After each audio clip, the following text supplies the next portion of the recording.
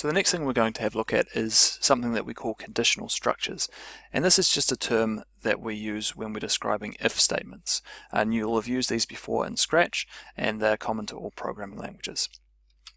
So just to sum up what an if function is, or a conditional structure, it checks to see whether a condition is true or false, and then depending on that outcome it will display or carry out different sets of instructions depending on whether that condition was true or false.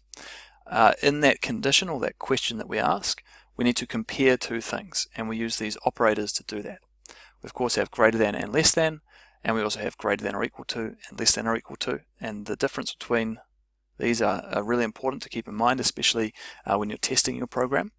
And then remember earlier we talked about how the equal sign didn't mean equal to like it does in maths, rather it takes what's stored on the right hand side and assigns it to the variable name on the left. If you actually want to check for equivalency, which you might want to do in your if statements, you need to use two equal signs. And then we have the exclamation point followed by an equal sign for not equal to. So here's an example. At the top we're setting a variable, or a constant in this case, to 18. And then we've got a new variable age, which is set to some input that we've converted to an integer. Then we come down to the first if statement. So here we've got our comparative operator saying if age is less than the age limit, which is 18, we're going to print you aren't allowed in. A couple of important things to note.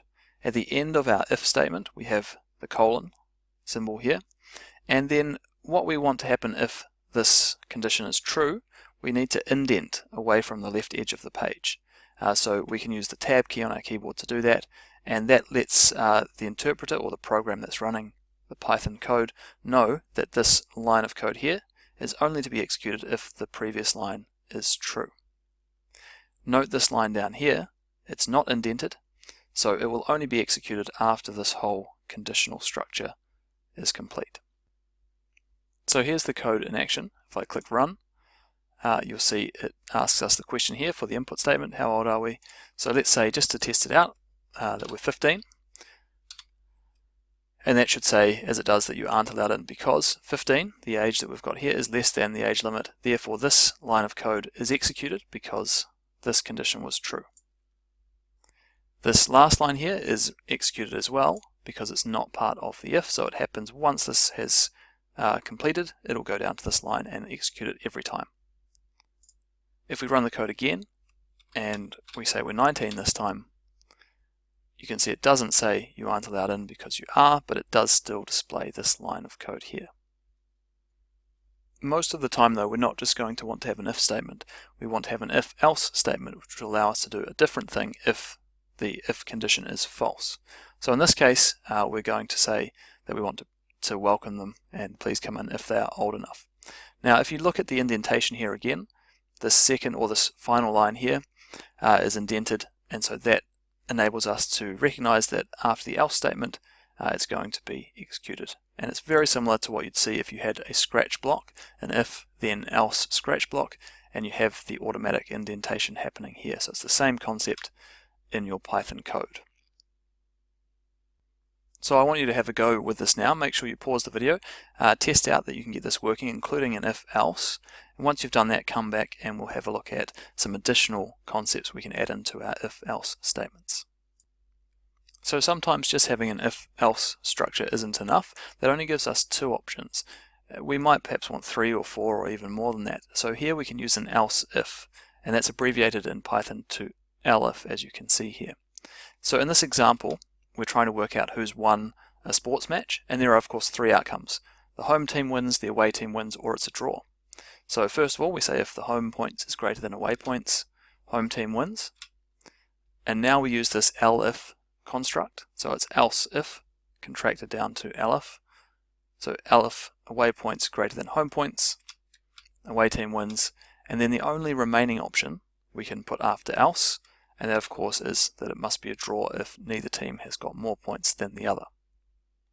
So again, have an experiment with that, see if you can get that code working in Python, and then come back to this video. Okay, welcome back. Just a quick note before we go on to the challenge about boundary conditions. Now it's really important to note the difference between greater than and greater than or equal to. especially if you're thinking about speed limit testing or anything around grade boundaries or anything at all. You need to make sure that you know what you're actually putting into your code, whether it's greater than or equal to, and whether that matches the specifications you're after. Right, so your challenge now is to go back to your guessing game and use your knowledge of if statements to check if the guess that was entered by the user is either too high, too low, or if it was correct. Now, because you've got those three options there, you're going to need to use an if, elif, else construct, and you should of course include some print statements to let the user know where they're at. Of course, we haven't looked at loops yet, so this is only going to go through once, but you can get the basic part of your game up and running. So pause the video now, have a go at that, and we'll come back and have a look at my version. Right, so back in my code, I've added in this block of if statements. So just like we had with the home and away scores, I've got if guess is equal to target with, note the two equal signs there and the colon at the end. Then I've got a congratulations, you got it right message. Otherwise, else if the guess is greater than target, too high, otherwise it must be too low. So if I run that, we can give it a test,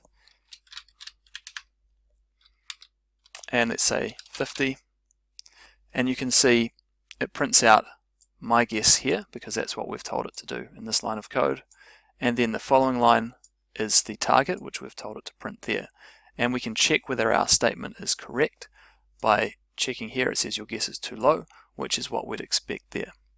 Now, to test my program more efficiently, what I'm actually going to do is move this line of code up above the guess. So what it'll actually do is print out the target before we make the guess. So we can use that to test whether our program is working as we want it to. Okay, so let's run that one more time.